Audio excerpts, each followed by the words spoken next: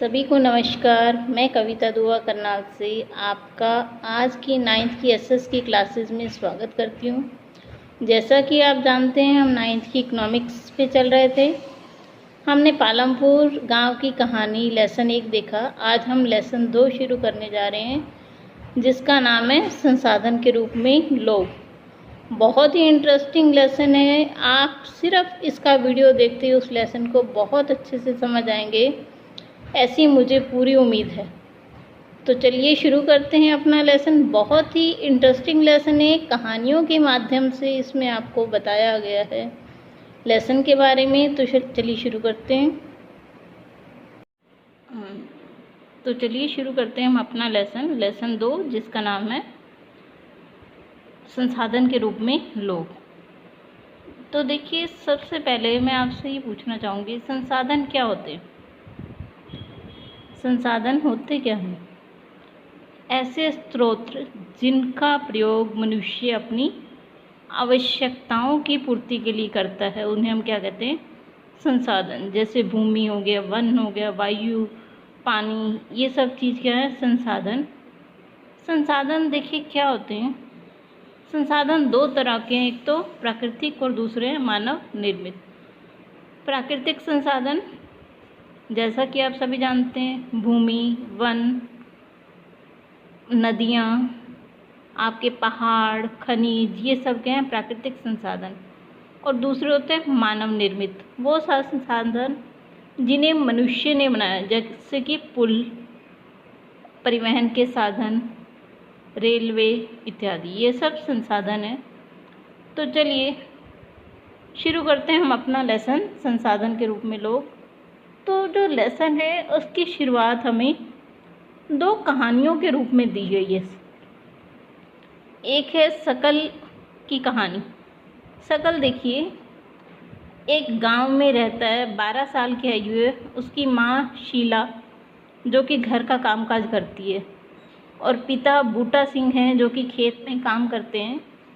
तो उनके माता पिता चाहते हैं, शकल के 2 भाई बहन हैं, एक जीतू और एक सीतू। उसके माँ बाप चाहते हैं कि जो शकल है वो पढ़ लिख कर एक सक्सेसफुल इंसान बने, तो वो अपने लड़के को स्कूल में एडमिशन दिलवाते हैं। शकल बहुत अच्छे से पढ़कर वहाँ से मैट्रिक पास करके शहर में जाके कंप्यूटर का कोर्स करता है, और कंप्यूटर का कोर्स करके एक अच्छी जगह पर नौकरी प्राप्त कर लेता है, जिससे कि वह अपने घर और अपने परिवार की स्थिति में सुधार कर लेता है। तो ये तो हुई शकल की कहानी। एक और हमें कहानी दी गई है विलास की कहानी। देखिए, विलास एक गांव में रहता है। शकल और विलास दोनों ही दोस्त हैं। विलास 11 साल का लड़का है। उसके पिता मछुआरे हैं, महेश।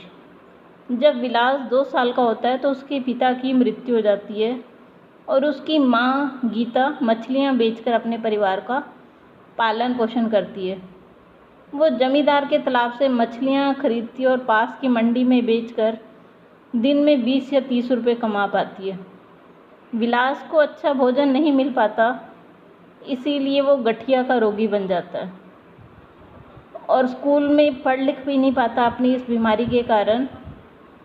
तो वह भी बड़ा होकर अपनी माँ वाला ही काम करता है, मतलब मछलियाँ बेचने का काम करता है, और बहुत कम आमदनी में वो अपने घर का गुजारा चलाता है। तो देखिए, विलास एक मछुआरा और शकल एक कंप्यूटर इंजीनियर। अगर मैं आपसे पूछना चाहूँ कि आप क्या बनना चाहोगे, विलास या शकल, तो आपका प्रश्न होगा शकल, क्योंकि आपकी आमदनी अच्छी होगी तो एक बेहतर जीवन मिलेगी। आप इस चित्र को देखिए, इसमें एक तरफ विलास है, दूसरी तरफ शकल है। तो देखिए, शकल एक जेंटलमैन लग रहा है, जबकि विलास एक बिल्कुल गरीब सा इंसान लग रहा है। तो चलिए आगे देखते हैं हम इसमें। आप क्या बनना पसंद करोगे, शकल या विलास? आपको सोचना है ये। तो चलिए अब हम अपने लेसन पे आते हैं। जैसा कि आप जानते हैं, लेसन का नाम है संसाधन के रूप में लोग। जो मनुष्य है वो भी एक संसाधन ही है, क्योंकि जब तक मनुष्य नहीं होगा तो जो ये प्राकृतिक संसाधन है उसका उपयोग नहीं हो पा सकता। जो अब भूमि है उस पे अपने आप फसल नहीं बोई जा सकती, नदियों के जल है उससे सिंचाई अपने आप नहीं हो सकती, उस सब के लिए मनुष्य की आवश्यकता होती है। तो देखिए कि जो जनसंख्या है, पढ़े लिखे इंसान है, वो एक संसाधन है। इन्हें हम कहते हैं मानव संसाधन। अगर हम इन्हें अगर मैं आपसे एक प्रश्न पूछूं, अधिक जनसंख्या होना लाभकारी है या नुकसानदायक, तो आप क्या कहेंगे? दोनों ही स्थितियां हैं, नुकसानदायक भी है और लाभकारी भी है। तो देखिए लाभकारी कब बन जाती है? जब हम उसे मानव पूंजी में परिवर्तित करते हैं। और मानव पूंजी में परिवर्तित कैसे कर सकते हैं, तो देखते हैं। अगर हम अच्छा भोजन, शिक्षा, स्वास्थ्य सेवाएं अपनी जनसंख्या को देते हैं तो वो पढ़ लिख कर देश के विकास में योगदान देते हैं। अगर हम उन्हें ये सब सुविधाएं नहीं देते तो ये लोग देश के ऊपर एक बोझ के समान हो जाती है। तो वो जब जनसंख्या शिक्षित, स्वस्थ नहीं होगी तो वो हानिकारक है। अगर आपके देश में रहने वाली जनसंख्या शिक्षित है, स्वस्थ है, तो वो देश के लिए पूंजी निर्माण का काम करती है। ठीक है जी। देखिए जो पढ़े लिखे लोग होंगे, डॉक्टर बनेंगे, टीचर बनेंगे, इंजीनियर बनेंगे, कोई ना कोई व्यापार करेंगे जिससे कि देश की आय में बढ़ोतरी होगी और हमारे देश के विकास में सहायता मिलेगी। तो अगर अधिक जनसंख्या भी है तो नुकसानदायक नहीं है, अगर हम उन्हें सही शिक्षा, स्वास्थ्य सुविधाएं हैं तो हमने सकल और विलास की 2 कहानियाँ देखी और ये देखा कि जनसंख्या को कैसे हम संसाधन के रूप में बना सकते हैं। तो चलिए आगे देखते हैं। देखिए आपको एक जापान का उदाहरण देती हूँ मैं। जापान जिसमें कोई प्राकृतिक संसाधन नहीं है, फिर भी वो विश्व के सबसे विकसित देशों में शामिल है। आप बता सकते हैं ऐसा क्यों है? क्योंकि उसने जो अपना धन है वो मानव संसाधन पे लगाया, शिक्षा पे, उनके स्वास्थ्य पे, और वही जो लोग हैं जिन पे इतना उसने इन्वेस्ट किया है वही देश की प्रगति में योगदान दे रहे हैं। तो चलिए इससे आगे देखते हैं हम। जनसंख्या की गुणवत्ता कैसे बनाई जा सकती है? अगर हम उनमें साक्षरता दर बढ़ा दें, जीवन प्रत्याशा बढ़ा दें, उन्हें कौशल कोई ना कोई दे दें तो वो देश की वृद्धि, देश को प्रगति की ओर ले जाने में लाभदायक हैं। देखिए ये आपको उदाहरण दिया गया स्कूल का। अगर बच्चे स्कूल जाएंगे, पढ़े लिखेंगे तो वो समझदार बनेंगे और देश की प्रगति में योगदान देंगे।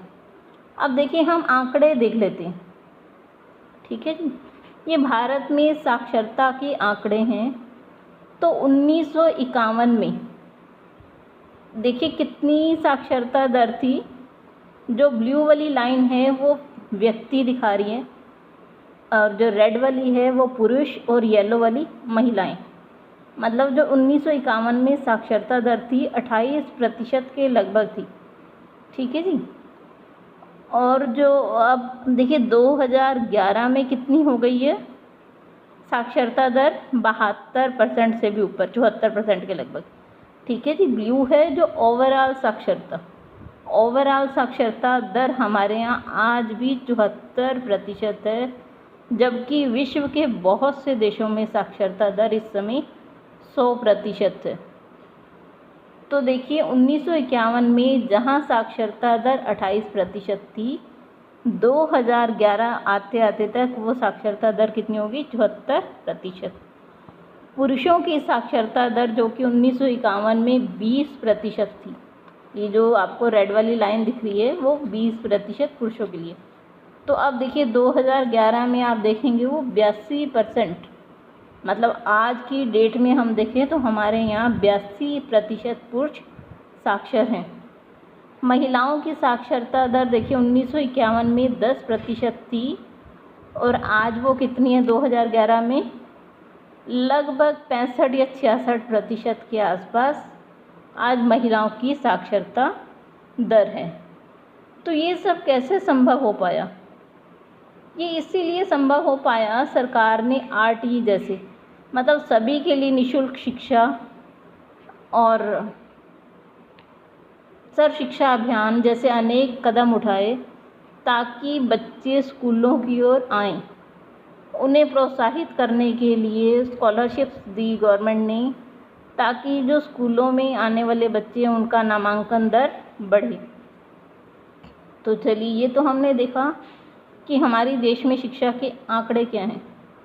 अब आगे चलते हैं। तो देखिए, इसमें ये दिखा रहा है कि हायर एजुकेशन हमने देख तो लिया कि शिक्षा इतनी है। देखिए, जो अगर हम ध्यान दें तो हमें पता चलेगा कि हमारे देश में 6 से 14 वर्ष तक की आयु के सभी बच्चे प्राथमिक शिक्षा के लिए लगभग स्कूल आते हैं, लेकिन जब वो 18 से 23 वर्ष के होते हैं, मतलब उच्च शिक्षा के लिए जाते हैं, तो आंकड़े बिल्कुल ही कम रह जाते हैं। तो चलिए, इस टेबल से हम समझने की कोशिश करते हैं इन आंकड़ों को। देखिए, 1950 और 51 में जो कॉलेज थे उनकी संख्या थी 700। इससे आगे का भाग हम कल देखेंगे। आपसे कल फिर मुलाकात होगी। तब तक के लिए धन्यवाद।